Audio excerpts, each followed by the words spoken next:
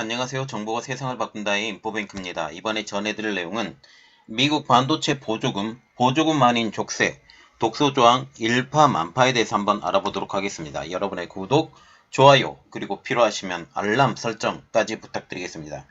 미국이 2030년까지 고용량 메모리, 최첨단 패키징 등 반도체 제조 관련 4개 핵심 사업에서 글로벌 패권을 되찾겠다고 선언을 했습니다. 미국의 반도체 제조 경쟁력이 약해지면서 인공지능인 AI, 슈퍼컴퓨터 등 첨단 산업의 경쟁력까지 하락하고 있다는 게 지금 미국 정부의 판단입니다. 지난 30년간 미국의 설계, 한국과 대만의 제조, 이렇게 굳어진 반도체 산업의 패러다임이 이제 이 계기로 바뀌게 되는 계기가 될 것이라는 분석이 나오고 있는 것이죠. 이를 위해 한국과 대만의 기업들을 압박해 미국의 반도체 공장을 지을 것으로 압박해왔죠. 그 대표적인 기업이 삼성전자와 TSMC입니다. 여기에 이번 미국 상무부가 공개한 반도체 생산시절 투자 보조금 지급 범위와 조건 등에 대해서는 삼성전자와 SK하이닉스 등 국내 기업들이 어려움을 겪을 수 있다라는 우려까지 나오고 있는 상황이죠. 이미 미국의 인플레이션 감축법 IRA를 따라서 전기자동차 생산시설이 없는 현대자동차 그룹이 한동안 보조금을 받을 수 없게 된 상황에서 반도체 기업들마저 보조금을 위한 초과이익 환수 등 여러 조건은 물론 중국 생산시설 투자 여부 등 복잡한 셈을 고민해야 되게 되는 것입니다. 또한 대만에서도 TSMC가 정부의 보조금, 이것은 미국의 정부의 보조금을 포기하고 400억 달러에 이르는 투자 규모를 축소를 하거나 속도를 대폭 조정할 가능성도 거론되고 있을 정도입니다. 미국 정부가 반도체 지원법의 본격 시행을 앞두고 지나치게 까다로운 조건을 내걸었기 때문이죠. 한국의 정치권마저 이건 보조금 지원 정책이 아니라 족쇄 수준의 규제나 다름없다라고 비판하고 나서고 있는 것이죠. 자, 그래서 지금 이번에 알아볼 내용은 미국 반도체 보조금 아닌 족쇄, 독소조항 일파만파입니다. 자, 지금 그림을 하나 올려드렸는데 미국 반도체 보조금 심사 기준 이렇게 지금 나와 있는데 하나하나 조금 읽어볼게요. 미국 내 반도체 생산 확대하고 세계 공급망 확대, 그리고 미국의 국가안보 이익의 증진. 여기서 조금 더 상황을 보면 군사용 반도체 장기 공급과 중국 등 우려국 배제, 기업의 투자와 업그레이드를 통해 공장을 장기간 운영 여부, 사업의 현금 흐름, 수익률, 수익성 지표 제출, 수익이 전망치보다 초과 시 미국 정부와 일부 공유, 그리고 공장 지원과 건설 노동자에 대한 보육 서비스 제공, 미국의 R&D 시설 건설 및 R&D 지원, 미국산 건설 자재 사용, 경제적 약자 채용 계획 제출, 해당 지역 반도체 산업 요구 충족입니다. 자, 우리가 여기서 조금 독소조항이라고 보는 게 뭐냐면 사업의 현금 흐름과 수익률, 수익성 지표, 그리고 수익보다 전망치보다 높을 경우 초과 부분에 대해서 미국 정부와 일부 공유, 그리고 또한 공장 직원에 대한 건설 노동자 보육 서비스 제공, 이러한 내용들이 조금 독소조항이라고 지금 불리고 있는 상황이죠. 여기서 미국의 국가안보의 이익의 증진, 이것까지 어느 정도 인정이 되는 분이고, 지금 중국에 대한 그 강화를 하기 때문에 중국의 공장 짓지 않는 부분까지 어느 정도 인정되는 부분이 있지만, 수익을 나누자. 우리가 보조금을 지급하기 때문에 수익까지 나누자. 이러한 부분, 그리고 미국산 건설 자재의 사용, 이러한 부분들이 좀 독소조항이라고 지금 얘기가 나오고 있는 중이죠. 자, 이야기는 계속해 보겠습니다. 지금 미국 상무부가 28일 반도체 지원법이 알려지고 있는 CHIPS Act의 반도체 생산 보조금 신청 절차와 기준을 공개를 했습니다. 미국 정부가 공개한 반도체 지원안을 보고 우려의 목소리가 커지고 있는 상황이죠. 초과 이익 공유, 그리고 반도체 시설 접근 등 반도체 기업을 옥죄할 조항이 많기 때문에 치명적일 수 있다라는 지적이 따르고 있습니다. 지원금을 받은 지 5년 동안 자사주 매입 등 주주 환원 정책을 실행하지 못하게 되거나 공장 근로자를 위한 육아 지원 등 복지 혜택을 대폭 강화해야 된다는 점도 포함이 되어 있죠. 가장 문제가 되는 것은 반도체 기업들이 사전에 매출 전망 등 사업 계획서를 상세히 제출해야 되고 이 제출한 것을 기준으로 해서 초과 이익이 발생했을 때는 이를 미국 정부와 일부 공유한다라는 점입니다. 사업 계획서에 의거해 일정 기준 이상의 수익이 날 경우 이익을 미국 정부에 반납하고 반도체 공장의 그러한 민감한 자료에 대해서도 공개하라는 거죠. 작년에 지금 바이든 대통령이 취임하고 계속적으로 반도체에 대해서 하면서 민감한 정책에 대해서 계속적으로 공개하라는 이야기가 나왔었어요. 그런데 이것이 지금까지 연장이 되고 있다라고 보게 되는 거죠.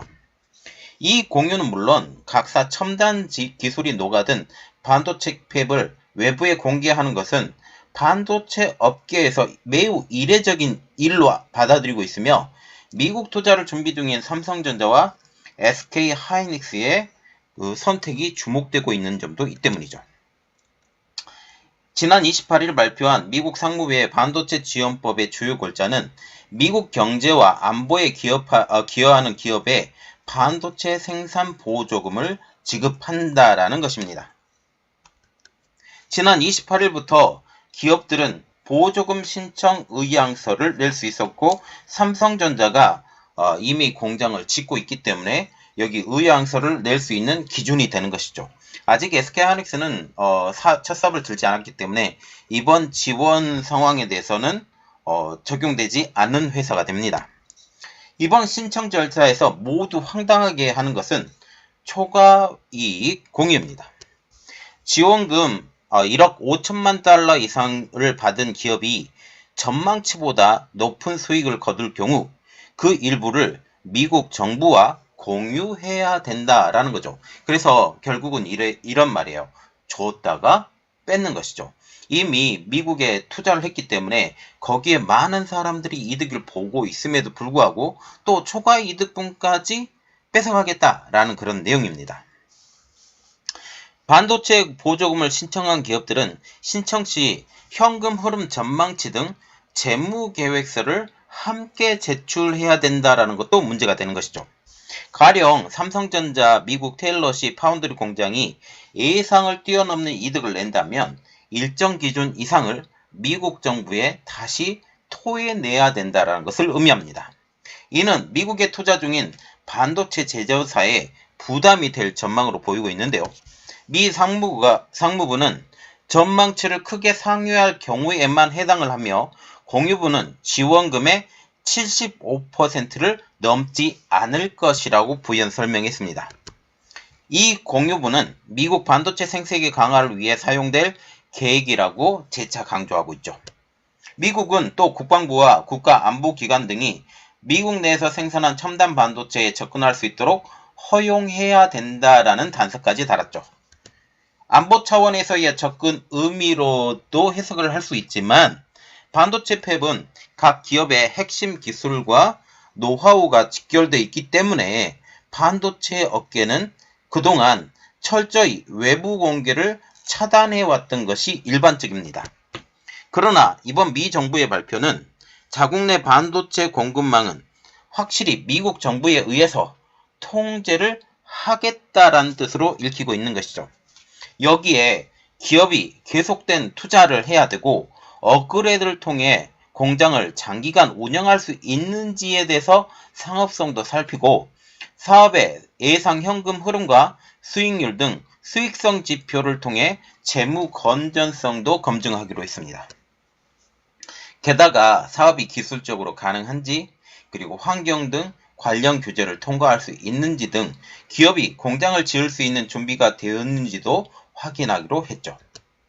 자, 지금 미 정부의 반도체 보조금 지급 조건이라고 지금 나와 있는데 미국 경제 안보 목적 달성 초과 이익 공유, 국방부 안보기관 등이 미국 첨단 반도체 공장에 접근할 수 있도록 허용, 사업의 상업성, 재무의 건전성, 경제적 약자 지원 계획, 기업의 지역사회에 대한 공헌과 미래 투자 의지, 기업의 세금을 낭비하지 않도록 엄격한 감시, 이런 내용들도 있고, 특히 보육시설도 지으라 라고 얘기를 하고 있어요. 그들이 공장에 와서 근무하기 위해서는 애를 놔두고 미국의 법에 의해서 애가 혼자 나와주면 안 돼요. 그렇기 때문에 이 타가시설까지 만들라고 지금 얘기를 하고 있는 것이죠. 지금 미국 정부가 공개한 반도체 지원안을 놓고 우려의 목소리가 커지고 있습니다. 한국뿐 아니라 대만에서도 난리가 났다라는 이야기가 나오고 있죠. 대만에서는 TSMC가 이번에 미국 정부의 보조금을 포기를 하고 400억 달러에 이르는 투자 규모를 축소를 하거나 속도를 대폭 조절해야 된다는 소식도 나오고 있고, 이 가능성에 대해서 거론되고 있는 상황입니다.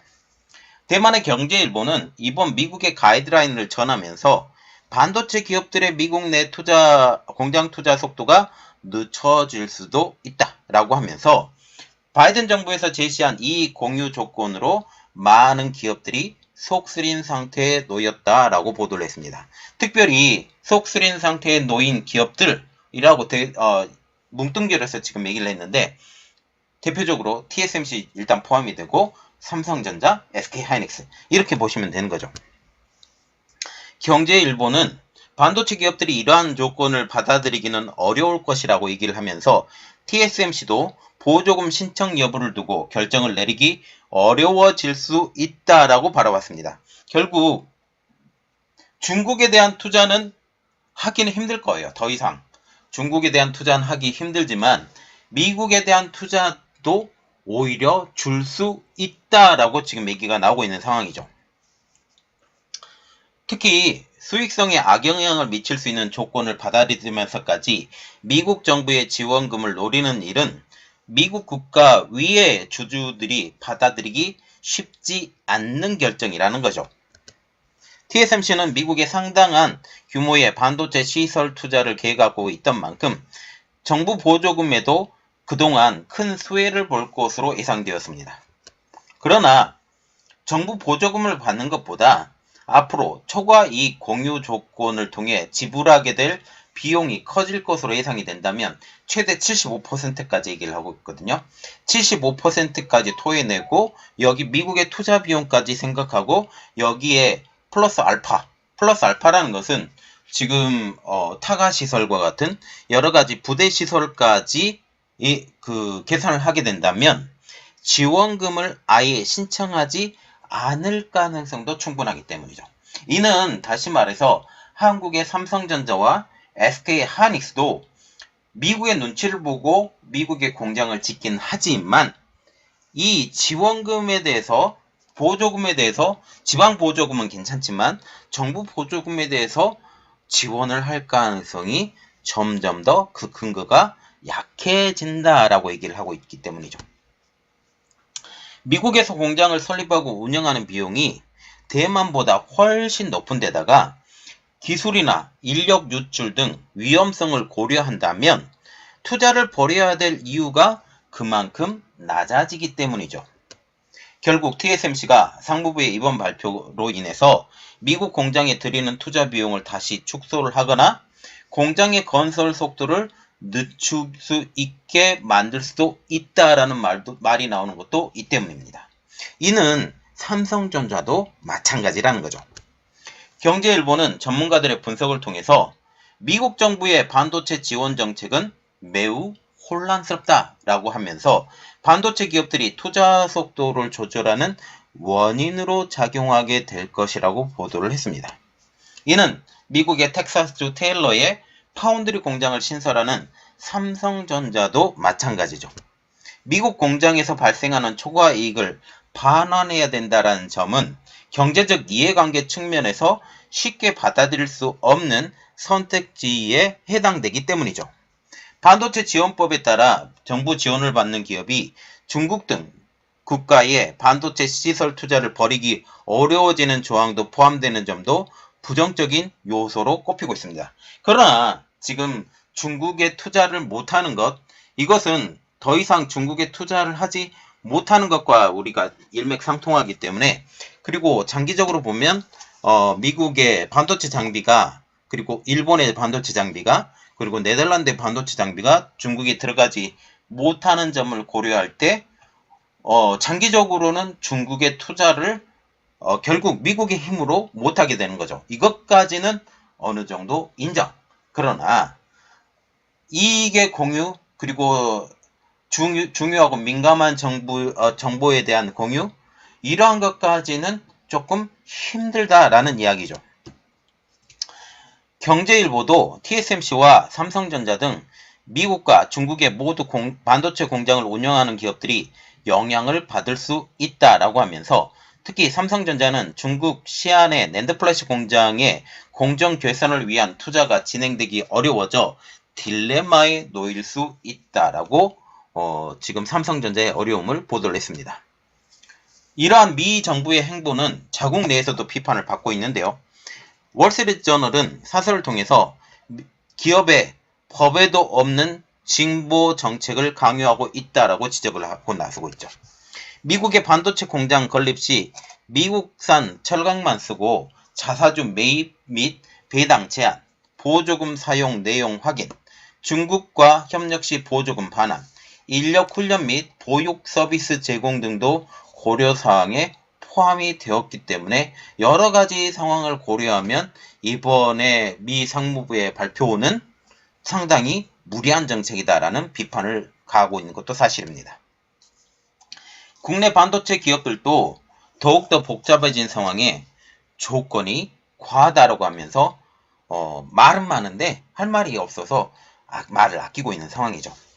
당장 삼성전자는 지난해 텍사스로 짓기로 한 생산시설 투자에 대한 보조금을 이날부터 60일 안에 신청해야 되기 때문에 시간이 없는 상황입니다.